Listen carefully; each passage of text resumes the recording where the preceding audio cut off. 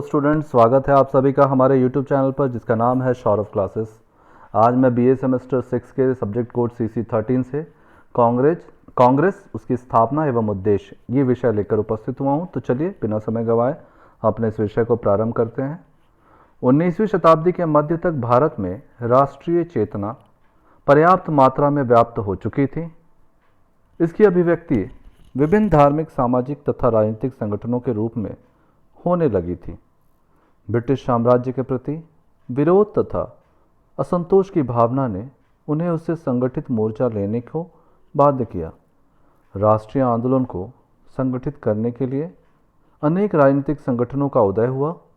1885 में भारतीय राष्ट्रीय कांग्रेस की स्थापना भारतीयों की इस एक संपूर्ण देश की प्रतिनिधिक राजनीतिक संगठन की स्थापना की इच्छा की पूर्ति थी। चलिए देखते हैं कांग्रेस के जन्म को। यद्यपि देश के विभिन्न प्रांतों तथा नगरों में अनेक राजनीतिक संगठनों की स्थापना की जा चुकी थी, फिर भी देश में एक अखिल भारतीय राजनीतिक संगठन का अभाव खटक रहा था। 1877 के दिल्ली दरबार के अवसर पर डॉक्टर सुरेंद्र नाथ बनर्जी ने ऐसी संस्था की आवश्यकता का अनुभव किया। इस दिशा में ठोस कदम उठाने में एक अवकाश प्राप्त सरकारी अफसर A.O. ह्यूम ने नेतृत्व प्रदान किया। उन्हें भारतीय राष्ट्रीय कांग्रेस का जनक कहा जाता था। श्री ह्यूम ने मार्च 1883 ईस्वी को कलकत्ता विश्वविद्यालय के स्नातकों के नाम एक पत्र लिखा, जिसमें इन्होंने देश के शिक्षित नवयुवकों से मातृभूमि की उन्नति के लिए प्रयत्न करने की अपील की, ताकि भारतीय राष्ट्र का बौद्धिक, सामाजिक और राजनीतिक पुनर्जागरण हो सके और उसके लिए एक अनुशासित, सुसज्जित सेना तैयार हो सके। उन्होंने पत्र में 50 ऐसे व्यक्तियों की मांग की जो भले, सच्चे, निस्वार्थी, नैतिक साहस रखने वाले और दूसरों को हित करने वाले और तीव्र भावना रखने वाले हों। उन्होंने स्पष्ट शब्दों में कहा, यदि आप अपने सुख चैन का परित्याग नहीं कर सकते तो कम से कम वर्तमान समय में हमारी प्रगति की संपूर्ण आशाएं व्यर्थ हैं। और यह कहना होगा कि भारत वास्तव में वर्तमान सरकार से उचित शासन ना तो चाहता है और न उसके योग्य ही है। इस पत्र का गंभीर प्रभाव शिक्षित नवयुवकों पर पड़ा। इस पृष्ठभूमि में 1884 ईस्वी में थियोसॉफिकल कन्वेंशन हुआ, जिसमें भारत के प्रमुख व्यक्तियों ने राष्ट्रीय संस्था की स्थापना के विचार को मूर्त रूप देने का प्रयत्न किया। दिसंबर 1884 में इंडियन नेशनल यूनियन नामक एक संस्था की स्थापना की गई। इस यूनियन ने यह निश्चय किया कि 1885 ईस्वी के बड़े दिन की छुट्टियों में पुणे में एक सभा का आयोजन किया जाए, जिसमें भारत के सब क्षेत्रों के प्रतिनिधि हों। इस उद्देश्य से 1885 में ह्यूम और सुरेंद्रनाथ बनर्जी के हस्ताक्षर से एक घोषणा पत्र जारी किया गया, जिसमें निम्नलिखित मुख्य बातों का उल्लेख किया गया था। पहला, राष्ट्रहित के उद्देश्य से संलग्न व्यक्तियों में परस्पर संपर्क स्थापित करने का अवसर प्रदान करना। दूसरा, आगामी वर्षों में राजनीतिक कार्यक्रमों की रूपरेखा का विनिश्चय तथा उन पर वाद विवाद। तीसरा, कॉन्फ्रेंस द्वारा एक देशी संसद का बीजारोपण किया जाना, जो इस बात का जवाब होगा कि भारतीय लोग अब तक भी किसी भी प्रकार की प्रतिनिधि संस्था चलाने के योग्य हैं। कॉन्फ्रेंस का आयोजन पुणे में किया जाए, जिसके स्वागत समिति के रूप में सार्वजनिक सभा करेगी। उपयुक्त कॉन्फ्रेंस 25 दिसंबर से 31 दिसंबर 1885 तक पुणे में होने वाली थी, लेकिन पुणे में हैजा फैल जाने के कारण कॉन्फ्रेंस का स्थान पुणे से बदलकर बम्बई कर दिया गया। बम्बई के गुरु गोकुलदास तेजपाल संस्कृत पाठशाला के विशाल भवन में 28 दिसंबर 1885 को कॉन्फ्रेंस का आयोजन किया गया। इसमें देश के विभिन्न भागों से 72 प्रतिनिधियों ने भाग लिया। काफ़ी वाद विवाद के बाद एक नई संस्था का नाम इंडियन नेशनल कांग्रेस रखा गया। इस अधिवेशन का सभापतित्व उमेश चंद्र बैनर्जी ने किया, जिनके अनुसार भारत के इतिहास में ऐसा महत्वपूर्ण और विस्तृत प्रतिनिधित्वपूर्ण सम्मेलन नहीं हुआ था। इस प्रकार भारत की उस महान राष्ट्रीय राजनीतिक संस्था का जन्म हुआ जिसके नेतृत्व में 62 वर्ष तक भारत ने आज़ादी की लड़ाई लड़ी और 15 अगस्त 1947 को स्वतंत्रता प्राप्त की। यहाँ विशेष रूप से उल्लेखनीय है कि कांग्रेस को अंग्रेज़ों का सहयोग प्राप्त था। ह्यूम ने जब लॉर्ड डफरिन के समक्ष अपने विचार रखे तो उन्होंने हृदय से इसे स्वागत किया। वायसराय का आशीर्वाद प्राप्त करके डॉक्टर ह्यूम इंग्लैंड गए। वहाँ Lord Ripon, Lord Dalhousie, sir James Caird, John Bright, mister Reid, mister Slagg तथा कई अन्य राजनीतिज्ञों से उन्होंने बातचीत की। इंग्लैंड में उन्होंने एक समिति का निर्माण किया जो बाद में भारतीय संसदीय समिति, इंडियन पार्लियामेंट्री कमेटी के नाम से विख्यात हुई। अब हम कांग्रेस की स्थापना का उद्देश्य समझेंगे।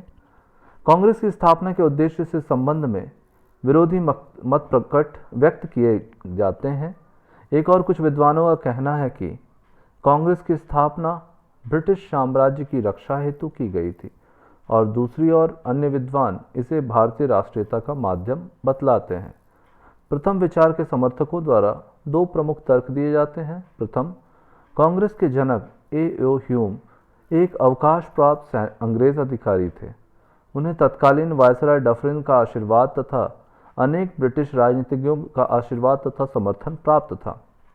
यह कहा जाता है कि श्री ह्यूम ने ब्रिटिश शासकों की पूर्व निश्चित गुप्त योजना के नीच इरादों का साधन बनकर कांग्रेस की स्थापना के लिए अथक प्रयास किया। द्वितीय, 1857 की क्रांति ने सिद्ध कर दिया था कि ब्रिटिश शासन के विरुद्ध भारतीयों में असंतोष की भावना काफ़ी प्रबल थी तथा यह कभी भी पुनः सशस्त्र क्रांति का रूप ले सकती थी। भारतीयों में क्रमशः राष्ट्रीय भावना का उदय हो रहा था जिससे अंग्रेजी शासन को भविष्य में खतरा था। अतः वे एक ऐसे माध्यम की खोज में थे जिससे भारतीयों की असंतुष्ट एवं क्रांतिकारी भावना को वैधानिक प्रवाह में परिणत किया जा सके। सर वेडरवर्न ने इस संबंध में लिखते हुए कहा है कि भारतीयों की शक्तिशाली और बलशाली भावनाओं के निष्कासन के लिए एक रक्षा नली की आवश्यकता थी और यह रक्षा नली कांग्रेस से अच्छा और कोई नहीं हो सकता था। इस तथ्य की पुष्टि श्री ह्यूम द्वारा सर ऑकलैंड काल्विन को लिखे गए पत्र द्वारा होती है, जिसमें उन्होंने बताया कि कांग्रेस की स्थापना की योजना का उद्देश्य अंग्रेज शासकों के कर्मों के फलस्वरूप उत्पन्न एक प्रबल और बढ़ती शक्ति के निष्कासन के लिए रक्षा नली का निर्माण करना है। लॉर्ड डफरिन ने भी कांग्रेस की स्थापना को इसी उद्देश्य से स्वीकृति दी थी। वे एक ऐसे उत्तरदायी संगठन की खोज में थे जिसके माध्यम से भारतीय जनमत का सही पता ब्रिटिश सरकार को लग सके। इस प्रकार ब्रिटिश साम्राज्य की रक्षा को ध्यान में रखते हुए कांग्रेस की स्थापना की गई। इस विचारधारा की पुष्टि लाला लाजपत राय और नंदनलाल चटर्जी के कथन से भी होती है।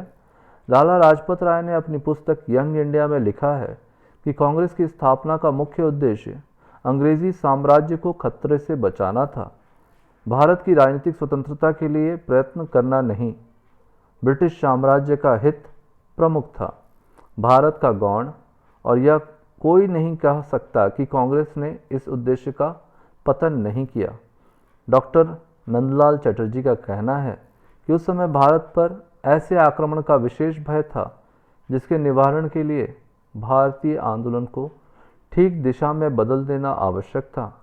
उन्हीं के शब्दों में कांग्रेस रूसी हथकंडों के निवारण के लिए बनाई गई थी।